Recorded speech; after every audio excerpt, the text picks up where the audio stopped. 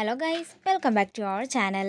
അങ്ങനെ രാധികയെ കൊണ്ട് പ്രണയം തുറന്നു പറയിക്കാനായി രാധികയും കൊണ്ട് ക്ഷേത്രത്തിൽ പോയിരിക്കുകയാണ് വരുൺ. അവർക്ക് പിന്നാലെ തന്നെ സംശയത്തോടെ പ്രിയങ്കയും ചെല്ലുന്നുണ്ട്. അങ്ങനെ നടയ്ക്ക് മുന്നിലെത്തിയതിനു ശേഷം വരുൺ പറയുകയാണ്, ദാ നോക്ക്, തന്റെ സ്വന്തം ഭഗവാന്റെ മുന്നിൽ തന്നെയാ നമ്മൾ വന്ന് നിൽക്കുന്നത്. ഇന്ന് എന്താണെങ്കിലും താൻ എന്റെ പ്രണയം അംഗീകരിച്ചുകൊണ്ട് തന്റെ പ്രണയവും തുറന്നു പറഞ്ഞേ പറ്റൂ. അതേസമയം അവിടെ എത്തിയ പ്രിയങ്ക രണ്ടുപേരും സംസാരിക്കുന്നത് മറഞ്ഞു നിന്ന് നോക്കുകയാണ്. എന്റെ വീട്ടുകാര് പെണ്ണ് മാറിയാണ് കല്യാണം ആലോചിച്ചതെന്നും കല്യാണം ഉറപ്പിച്ചതെന്നും ഒന്നും തന്നെ എനിക്കറിയില്ലായിരുന്നു കല്യാണത്തിന്റെ അന്ന് വരെ.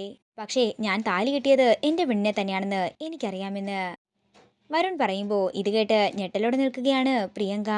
ഇനിയും വരുണിന് മുന്നിൽ പിടിച്ചു നിൽക്കാൻ സാധിക്കില്ലെന്ന് മനസ്സിലാക്കുന്ന രാധിക പറയുകയാണ്, താലി കെട്ടിയപ്പോൾ മുതൽ ഞാൻ എന്റെ ഭർത്താവായി തന്നെയാ കണ്ടത്. അത്രയും പറഞ്ഞുകൊണ്ട് രാധിക പൊട്ടിക്കരയുമ്പോൾ രാധികയെ ചേർത്ത് പിടിച്ച് സന്തോഷത്തോടെ നിൽക്കുകയാണ് വരുൺ. അതേസമയം ഇതെല്ലാം കണ്ട് ദേഷ്യത്തോടെ നിൽക്കുകയാണ് പ്രിയങ്ക. ഇനിയും ആ കാഴ്ച കണ്ടു നിൽക്കാനാകാതെ പ്രിയങ്ക ക്ഷേത്രത്തിൽ നിന്നും പോകാൻ ഒരുങ്ങുമ്പോഴാണ് കൽപ്പന അങ്ങോട്ടേക്ക് വരുന്നത്. കൽപ്പന ഈ കാഴ്ച കണ്ടുകൊണ്ട് പ്രിയങ്കയോട് പറയുകയാണ്, പ്രിയങ്കേ, ഞാനായിരുന്നു നിന്റെ സ്ഥാനത്തെങ്കിലേ ഇപ്പൊ അവളെ കൊന്നേനെ. ഇത് കേൾക്കുന്ന പ്രിയങ്ക ദേഷ്യത്തോടെ കൽപ്പനയെ നോക്കി പറയുകയാണ്, ഈ ദൈവത്തിന്റെ മുന്നിൽ നിന്ന് ആണയിട്ട് ഞാൻ പറയുകയാണ്, ഞാൻ എന്താണെങ്കിലും അവളെ കൊന്നിരിക്കും. എന്താണെങ്കിലും വരുണിന്റെ ഒപ്പം അവളെ ജീവിക്കാൻ ഞാൻ അനുവദിക്കില്ലെന്ന് പറഞ്ഞ് ദേഷ്യത്തോടെ പ്രിയങ്ക അവിടെ നിൽക്കുമ്പോൾ വരുൺ രാധികയും കൂട്ടിക്കൊണ്ട് അവിടെ നിന്ന് ഇറങ്ങുകയാണ്.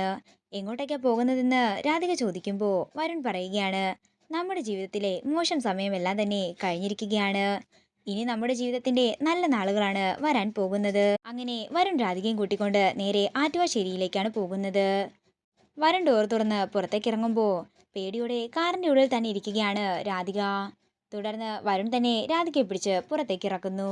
രാധികയും വരുണിനെ ഒരുമിച്ച് കണ്ട് ഞെട്ടലോടെയും ദേഷ്യത്തോടെ നിൽക്കുകയാണ് സുകുമാരി അമ്മയും യശോദയും.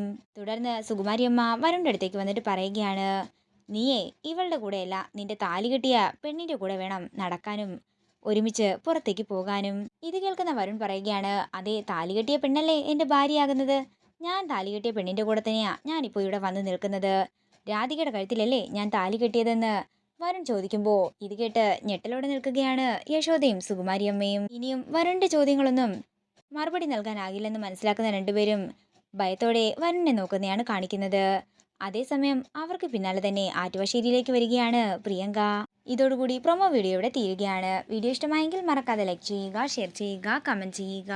കൂടുതൽ സീരിയൽ അപ്ഡേറ്റ്സിനായി മറക്കാതെ സബ്സ്ക്രൈബ് ചെയ്യുക.